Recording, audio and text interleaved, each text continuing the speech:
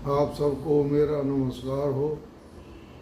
आज मैं आपको बताने जा रहा हूँ कि हमारे जो भी ज्योतिषाचार्य हैं, सीख रहे हैं, या जो आचार्य हैं, या जिनको ये सुनने में अच्छा लगता है, तो मैं आपको एक बात बता देता हूँ। जिस व्यक्ति ने एक लघु पाराशरी किताब है, उसको हम जितनी बार पढ़ेंगे उतनी हमको नई बातें मिलेंगी। यह मेरा खुद का अनुभव है।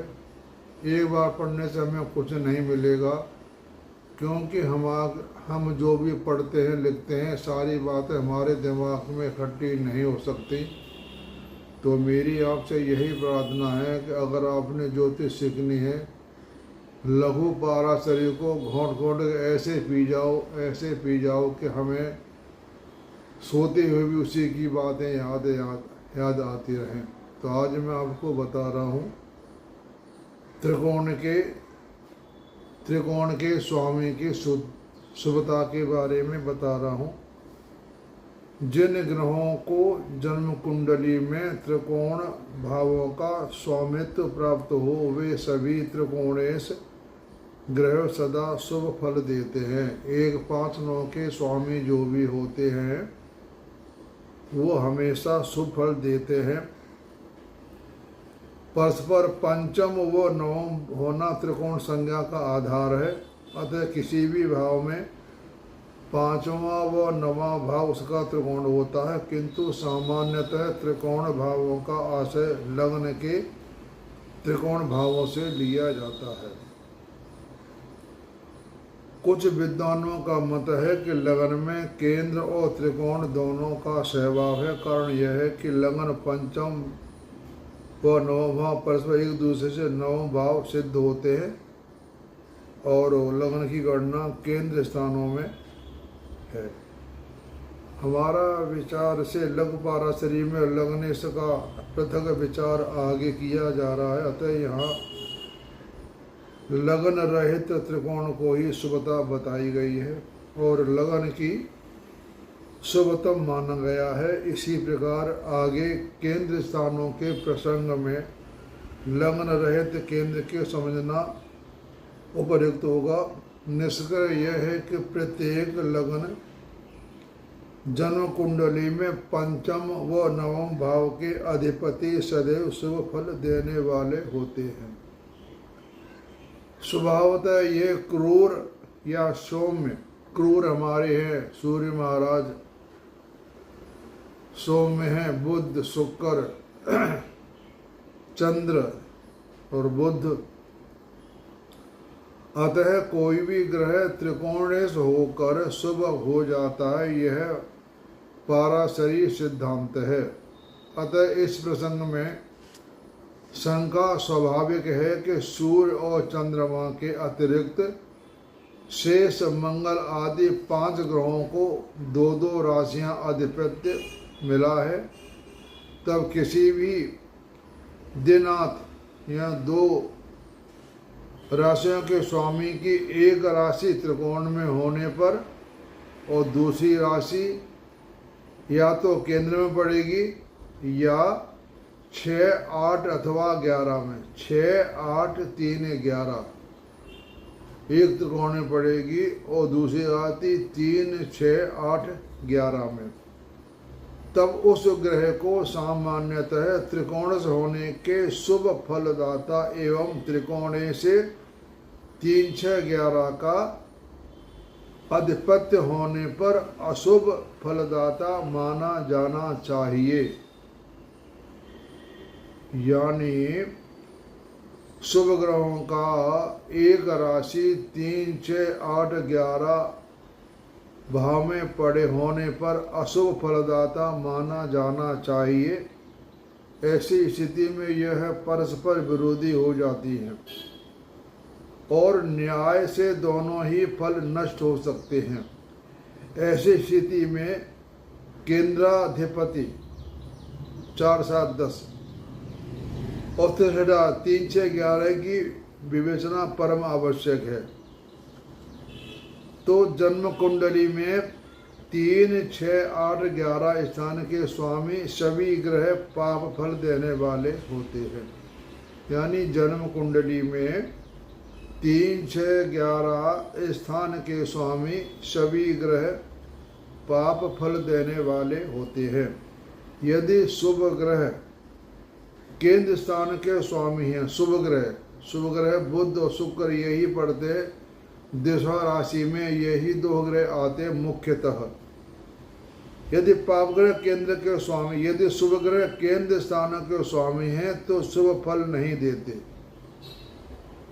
यदि शुभ ग्रह केंद्र के स्वामी हैं तो शुभ ग्रह शुभ फल नहीं देते।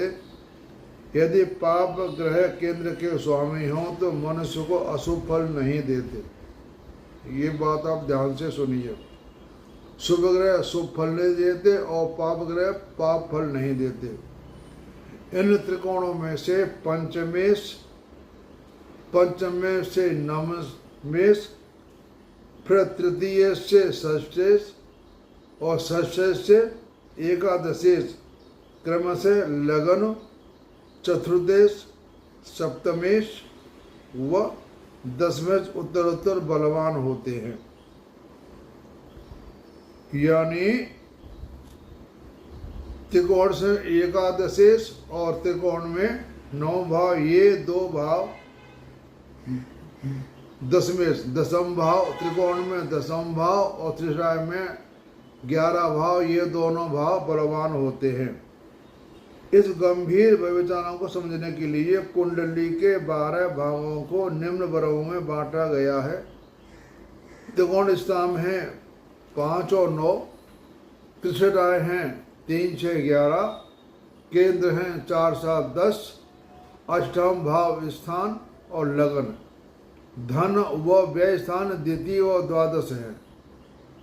धन के स्थान हैं व्यय स्थान और द्वितीय स्थान 12 और 2। सर्वप्रथम त्रिकोण स्थानों के स्वामियों को ले निर्विवाद रूप से पंचमेश व नवमेश ग्रह सदा शुभ फल देते हैं। नैसर्गिक रूप से ये क्रूर सूर्य मंगल शनि, गुरु ग्रह में शनि, सूर्य मंगल शनि, पाप युक्त बुध व क्षीण चंद्रमा, यानी बुध किसी पाप ग्रह के साथ बहता हो और चंद्रमा क्षीण हो, यानी चंद्रमा के क्षीण होता है उसके अंश कम हो, 10 अंश से नीचे नीचे क्षीण माना जाता है।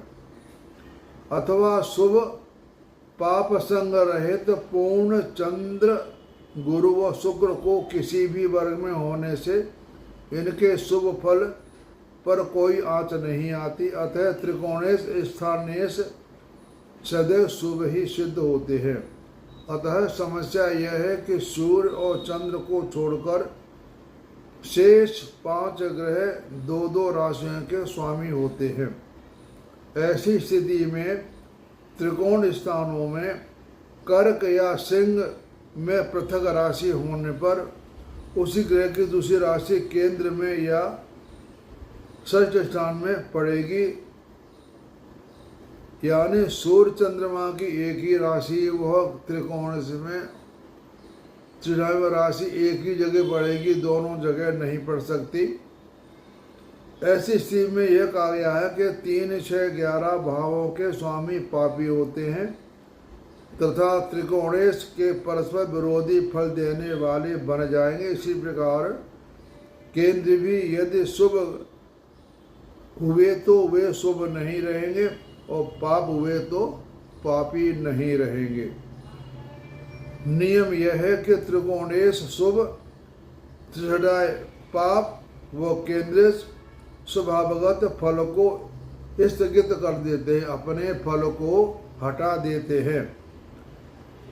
तब परस्पर विरुद्ध धर्म वाले ग्रहों का फलदायक अर्थात शुभाशुभ तत्व इस प्रकार से निर्णित होंगे। विरुद्ध धर्म वाले 2 धर्म होते हैं, शनि बुध शुक्र और सूर्य चंद्र बृहस्पति और बुध। बुध नहीं, बृहस्पति और चंद्र, मंगल सूर्य ये एक के हैं और शुक्र बुध शनि ये एक कैटेगरी के हैं।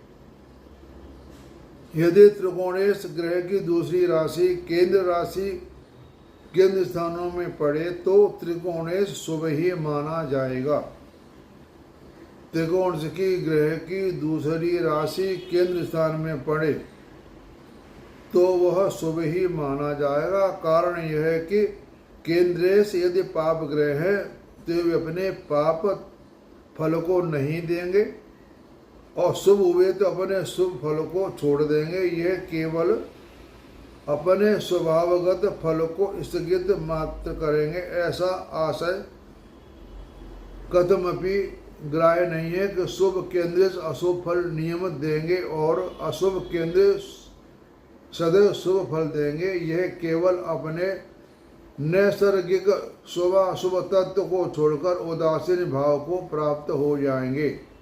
उदासीन का मतलब होता है सबके साथ बराबर व्यवहार करेंगे, न ज़्यादा अच्छा न ज़्यादा बुरा, सबको समभाव से देखने को कहते हैं।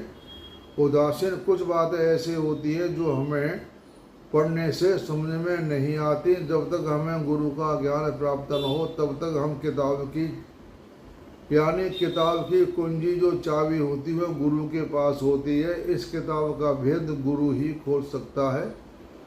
हमें किताब पढ़ने से कोई भी हो बगैर गुरु के हम पूरा ज्ञान प्राप्त नहीं कर सकते। पूरा ज्ञान का मतलब है ज्ञान, पूर्ण ज्ञान की तो बात एक अलग है। हम ज्ञान प्राप्त नहीं कर सकते हैं। अतः शुभ और सम, एक शुभ एक बराबर, शुभ फलदायक ही माना जाएगा।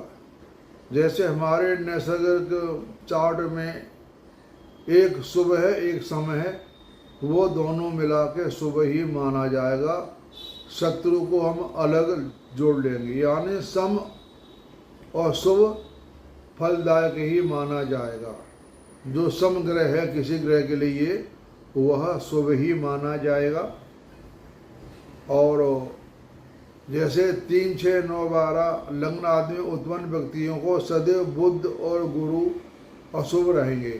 यानी दिशा राशियों में हमारे 3, 6, 9, 12 आती हैं। ये चारों राशियां बुध और गुरु की होती हैं, जबकि व्यवहार में यह बात देखने में नहीं आती। अतएव केंद्रेश अपने स्वभाव का स्थगन मात्र करते हैं, न कि विरुद्ध फल का आयोग। केंद्र अधिपति दोष नहीं लगता है, यानी अपने फल को नहीं देते। इसका मतलब ये नहीं है कि वो ग्रह हमें पाप फल देंगे, ऐसा नहीं है। ये किताब में लिखा हुआ है, ये मैं अपनी बात कोई नहीं बता रहा हूँ। यह लघु पाराशरी की बात को मैं आपको बता रहा हूँ। इस प्रसंग में यह तारतम्य बैठाना जा सकता है कि त्रिकोणेश धन पाप केंद्रेश अति शुभ, त्रिकोण के स्वामी प्लस पाप केंद्र के स्वामी 3, 6, 11 और 4, 7, 10 के स्वामी अति शुभ। जैसे कर्क लग्न वालों के लिए मंगल को विशिष्ट योगपद माना जाता है, क्योंकि मेरे पास चार्ट है कर्क लग्न वालों के लिए मंगल की राशि 10वें भाव में और 5वें भाव में पड़ती है, तो यह ग्रह अति शुभ माना जाता है। अब मैं इसको आपको आगे दूसरी वीडियो में बता रहा हूँ। आप सबको मेरा नमस्कार।